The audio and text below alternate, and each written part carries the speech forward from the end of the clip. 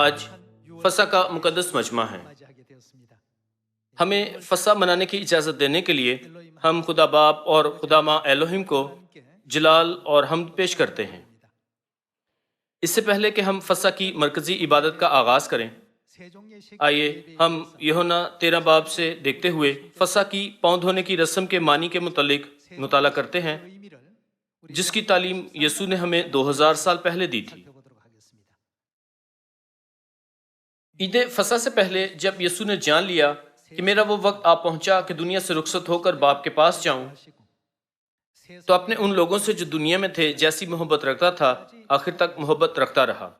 اور جب ابلیس شمعون کے بیٹے یہودا اسکریوتی کے دل میں ڈال چکا تھا کہ اسے پکڑوائے، تو شام کا کھانا کھاتے وقت یسوع نے یہ جان کر کہ باپ نے سب چیزیں میرے ہاتھ میں کر دی ہیں اور میں خدا کے پاس سے آیا اور خدا ہی کے پاس جاتا ہوں، دسترخوان سے اٹھ کر کپڑے اتارے اور رومال لے کر اپنی کمر میں باندھا۔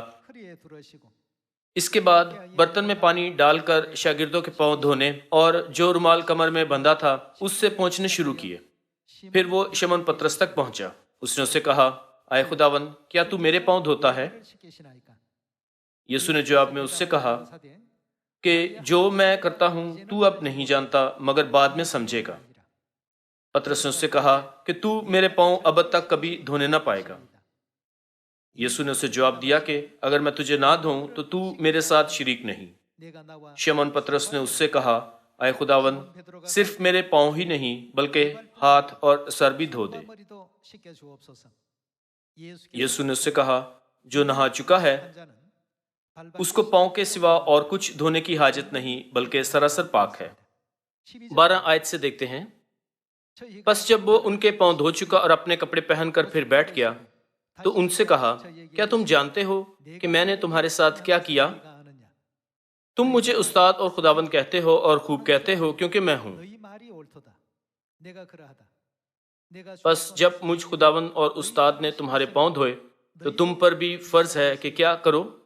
ایک دوسرے کے پاؤں دھویا کرو، کیونکہ میں نے تم کو ایک نمونہ دکھایا ہے کہ جیسا میں نے تمہارے ساتھ کیا ہے تم بھی کیا کرو۔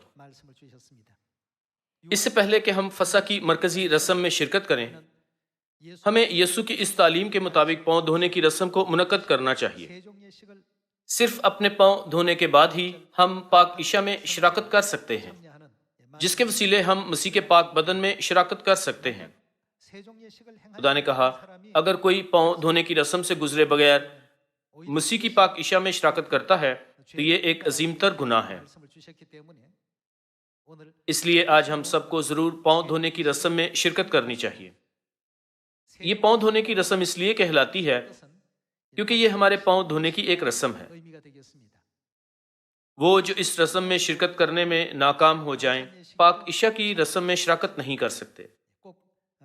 اس طریق پر عمل کرنا کتاب مقدس کی تعلیمات کی پیروی کرنا ہے، اس لیے ہمیں یہ ضرور کرنا چاہیے۔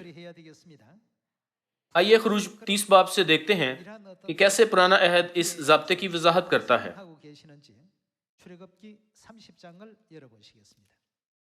30 باب 17 آیت سے، پھر خداوند نے موسیٰ سے کہا، تو دھونے کے لیے پیتل کا ایک حوض اور پیتل ہی کی اس کی کرسی بنانا اور اسے خیمہ اجتماع اور قربان گاہ کے بیچ میں رکھ کر اس میں پانی بھر دینا، اور ہارون اور اس کے بیٹے اپنے ہاتھ پاؤں اس سے دھویا کریں۔ پرانے عہد نامے میں ہاتھ اور پاؤں دونوں کو دھونے کی ایک رسم تھی، تاہم نئے عہد نامے میں یسوع نے کہا کہ صرف پاؤں ہی دھونا کافی ہے۔ 19 آیت دوبارہ دیکھتے ہیں، اور ہارون اور اس کے بیٹے اپنے ہاتھ پاؤں اس سے دھویا کریں، خیمہ اجتماع میں داخل ہوتے وقت پانی سے دھو لیا کریں تاکہ ہلاک نہ ہوں۔ یہ پرانے عہد نامے میں ایک بہت سخت نظام تھا۔ اگر کاہن خیمہ اجتماع میں کام کرنے کے لیے اپنے ہاتھ پاؤں دھوئے بغیر داخل ہوتے تو مار ڈالے جاتے تھے۔ اس زمانے میں بھی کتاب مقدس ہمیں تعلیم دیتی ہے کہ اگر ہم پہلے پاؤں دھونے کی رسم کیے بغیر پاک عشاء کی رسم میں شامل ہوں تو ہم ایک بڑے گناہ کا ارتکاب کرتے ہیں۔ اس لیے ہمیں فسح کی پاک عشاء کی رسم کو اس رسم کی ترتیب کے مطابق عمل میں لانا چاہیے۔ 20 آیت سے دوبارہ دیکھتے ہیں۔ خیمہ اجتماع میں داخل ہوتے وقت پانی سے دھو لیا کریں تاکہ ہلاک نہ ہوں، یا جب وہ قربانگاہ کے نزدیک خدمت کے واسطے یعنی خداوند کے لیے سوختنی قربانی چڑھانے کو آئیں تو اپنے اپنے ہاتھ پاؤں دھو لیں تاکہ مر نہ جائیں۔ یہ اس کے اور اس کی اولاد کے لیے نسل در نسل دائمی رسم ہو۔ پرانے عہد نامے کے وقتوں میں کاہنوں کو خیمہ اجتماع میں کام کے لیے داخل ہونے سے پہلے ایک حوض میں اپنے ہاتھ پاؤں دھونا ہوتے تھے۔ صرف وہ کاہن مقدس میں داخل ہونے کے اہل ہوتے تھے۔ آج ہم فصح مناتے ہیں جس کے ذریعے ہم مسیح کے پاک بدن اور مسیح کے بیش قیمت خون میں شراکت کرتے ہیں۔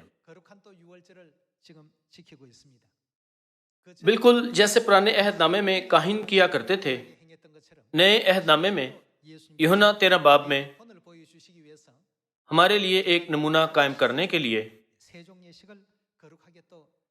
شاگردوں کے پاؤں دھو کر یسوع نے پاؤں دھونے کی رسم کا انعقاد کیا۔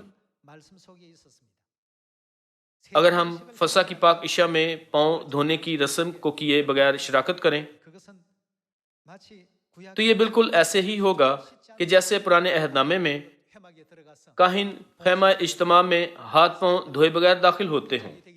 جیسے کہ خدا ایسے کاہنوں کا انجام حتیٰ کہ ان کی زندگیوں کے خاتمے کے ساتھ کرتے تھے، جب ہم یہ دیکھتے ہیں تو ہم یہ سمجھ سکتے ہیں کہ بالکل اسی طرح نئے عہد نامے میں بھی ہمیں اس معاملے کو ہرگز کمتر نہیں سمجھنا چاہیے۔ اسی وجہ سے ابتدائی کلیسیا کے وقتوں میں ابتدائی کلیسیا کے تمام مقدسین نے فصح کی رسم کو انتہائی اہم درجہ دیا،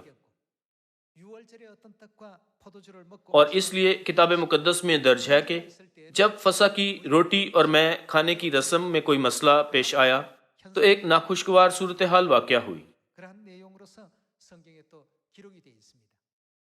حتیٰ کہ اگرچہ آپ فصح کو آج پہلی دفعہ بھی کیوں نہ منا رہے ہوں اور آپ اس عید سے ناواقف ہوں، برائے مہربانی یہ سمجھیے کہ صرف وہ جنہوں نے پاؤں دھونے کی رسم میں شمولیت اختیار کی ہے جیسے کہ کلیسیا نے ہدایت دی ہے، تو وہ فصح کی روٹی کھانے اور میں پینے کی پاک عشاء کی رسم میں شراکت کر سکتے ہیں۔ آئیے پہلے کرنتھیوں 11 باب سے دیکھتے ہیں 23 آیت۔ کیونکہ یہ بات مجھے خداوند سے پہنچی اور میں نے تم کو بھی پہنچا دی کہ خداوند یسوع نے جس رات وہ پکڑوایا گیا روٹی لی اور شکر کر کے توڑی اور کہا، یہ میرا بدن ہے جو تمہارے لیے ہے، میری یادگاری کے واسطے یہی کیا کرو۔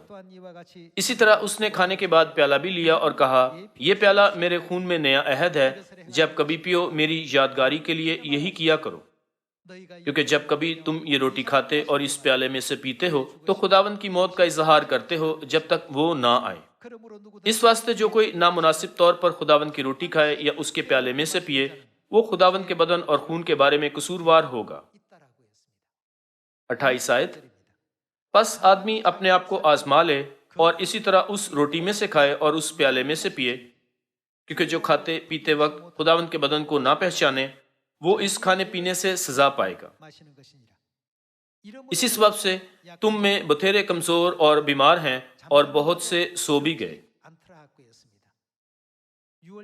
پہلا کرنتھیوں 11 باب 30 آیت فصح کو اس کے قواعد کے مطابق منانے میں ناکامی کے نتیجے کا ذکر کرتی ہے۔ آج ہم پاک فصح مناتے ہیں جس کے وسیلے ہم آسمانی لوگوں کے طور پر ابدی زندگی حاصل کر سکتے ہیں، آفتوں سے بچ سکتے ہیں اور خدا کی مہر حاصل کر سکتے ہیں۔ اس رسم کے قواعد اور ضوابط ہیں۔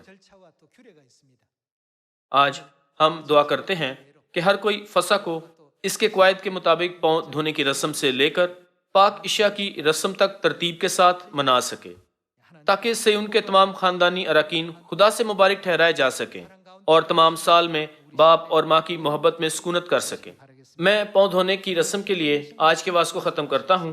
آپ کا بہت شکریہ۔